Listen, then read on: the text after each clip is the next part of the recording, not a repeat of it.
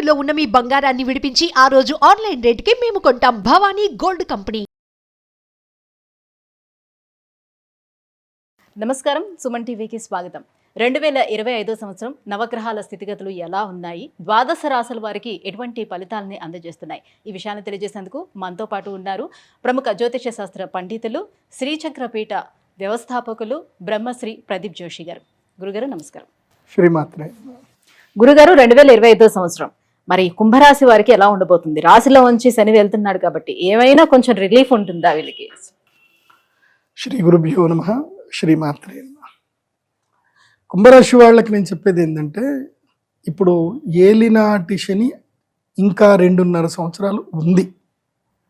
So వాత పెట్టాడు, తర్వాత వెన్న కూడా పెట్టాడు, అయిపోయింది. ఇప్పుడు హీలింగ్ టైం ఇది. It's time to heal.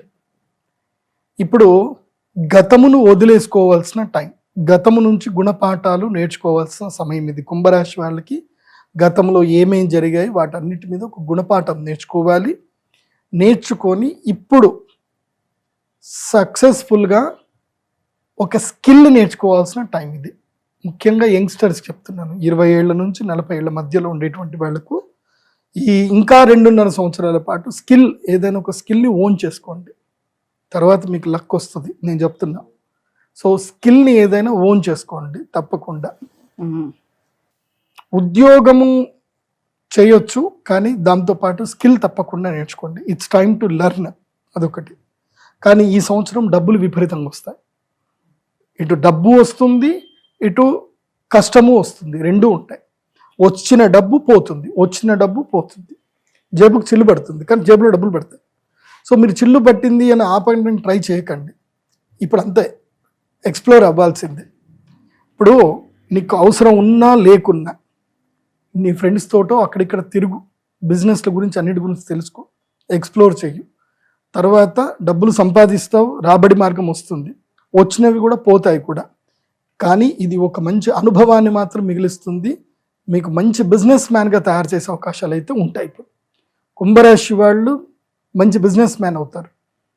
ఇప్పుడు ఏంటంటే కనుక, ఇప్పుడు మనం ఒక శిల్పాన్ని చెక్కుతున్నాము, కానీ అది ఇంకా పూర్తి చేయలే.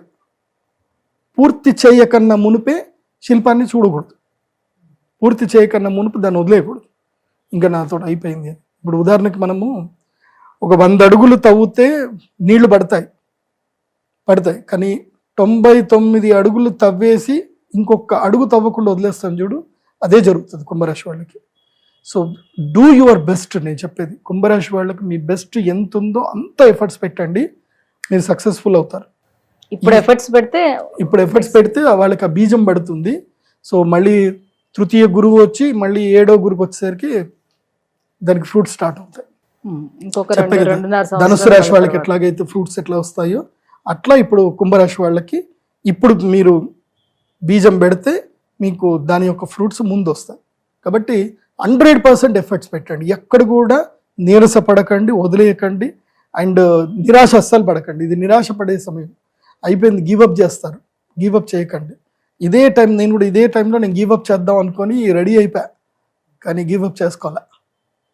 మా అమ్మ గుర్తుకొచ్చింది కాబట్టి నేను గివప్ చేయలే, బయటకు వచ్చేసా. లేదంటే నేను గివప్ చేసుకునేటువంటి సేమ్ టైం కరెక్ట్గా ఏళ్ళనాటి శని అయిపోయే టైంకి గివప్ చేస్తారు చాలామంది.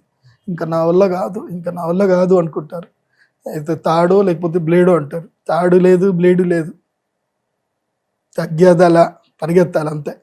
చేస్తానే పోవాలి, కాంప్రమైజ్ కాకుండా కష్టపడండి. దేవుడు ఎప్పుడైనా గుర్తుపెట్టుకోండి, ఆ లాస్ట్ మూమెంట్లోనే బాగా ఒత్తిడి చేస్తాడు. అది అయిపోయింది అనుకోండి, ఇంకా ఉంటుంది జీవితం, సూపర్ ఉంటుంది. సో KGF మీ లైఫ్ లోపల KGF 2 వస్తుంది అనుకోండి, 1 కాదు 2 వస్తుంది మీ లైఫ్ లోపలికి. ఓకే, గుర్తుపెట్టుకోండి.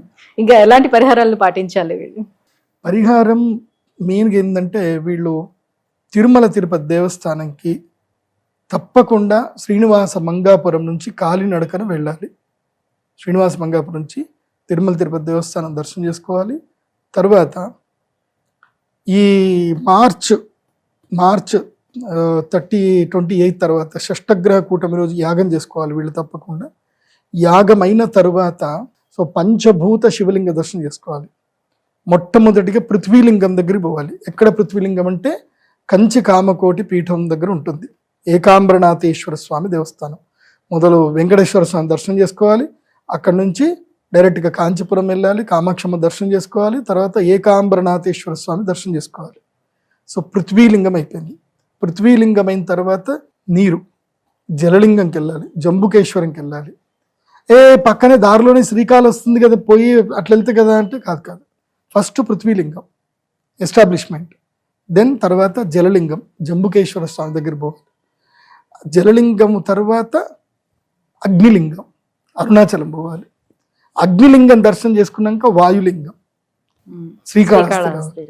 శ్రీకాళహస్తికి వచ్చి అక్కడి నుంచి మన ఎక్కడికి వెళ్ళాలి, చిదంబర స్వామి దగ్గరికి వెళ్ళాలి. ముందుకి వెనక్కి అవుతుంది కానీ పోవాలి, అట్లాగే పోవాలి. ఎందుకోసం అంటే పంచభూత శివలింగాలు స్టెప్ బై స్టెప్, లేదంటే చిదంబరం నుంచి మొదలు చేసుకొని లాస్ట్కి కామాక్షిపురం రావాలి. అట్లా వస్తే ఓకే. అయితే ఆకాశలింగం నుంచి ప్రారంభం చేయాలి, లేదంటే పృథ్వీలింగం నుంచి ప్రారంభం చేయాలి. మొదలే వాయులింగం నుంచి ప్రారంభం చేయకూడదు. ఎందుకోసం అంటే సింపుల్ మెథడాలజీ.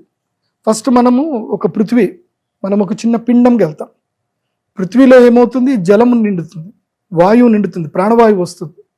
పృథ్వీలో జలం వస్తుంది, జలము తర్వాత అగ్ని వస్తుంది, అగ్ని తర్వాత వాయువు వస్తుంది, వాయువు తర్వాత ఆకాశం వస్తుంది.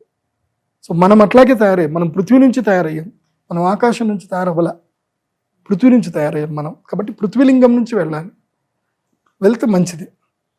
సో ఇది మీనరాశి వారు, కుంభరాశి వారు తప్పకుండా పంచభూత శివలింగ దర్శనం చేసుకోండి, మిస్ చేసుకోవద్దు, చెయ్యండి. ఇంకా మీరు ఏ ఆస్ట్రాలజర్ దగ్గర పోవాల్సిన అవసరం లేదు, శివుడు మీతో నడుస్తాడు. ఇంకా నేను అందరికీ చెప్తున్నాను, ఈ వీళ్ళే కాదు అన్ని రాష్ట్రాల వారికి చెప్తాను, పంచభూత శివలింగాలు ఎవరైతే గనక నియమంగా వెళ్ళి ఒంటరిగా వెళ్ళి దర్శనం చేసుకుంటారు, అంటే ఏ బాధరాబంది ఏది ఉండకూడదు, ఒంటరిగా వెళ్ళాలి. అంటే నువ్వు దేవుడు అంతే, ఇంకేం ఉండకూడదు. నీకు ఎవరైనా తోడుంటే ఒకళ్ళని తీసుకెళ్ళి, కానీ వాళ్ళు నీ యొక్క ఆలోచనకు, నీ నిర్ణయాలకు వాళ్ళు అడ్డుకట్టేయకూడదు.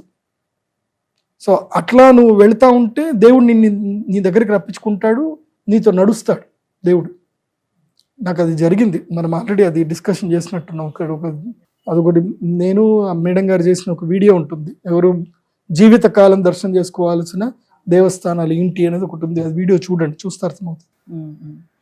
గురుగారు, ఈ 2025 సంవత్సరం మరి కుంభరాశి వారికి ఎలా ఉండబోతుంది, ఎటువంటి పరిహారాలను పాటించుకుంటే వీళ్ళకి కాస్త బాగుండే అవకాశం ఉంటుంది, ఈ విషయాలు తెలియజేసినందుకు ధన్యవాదాలండి.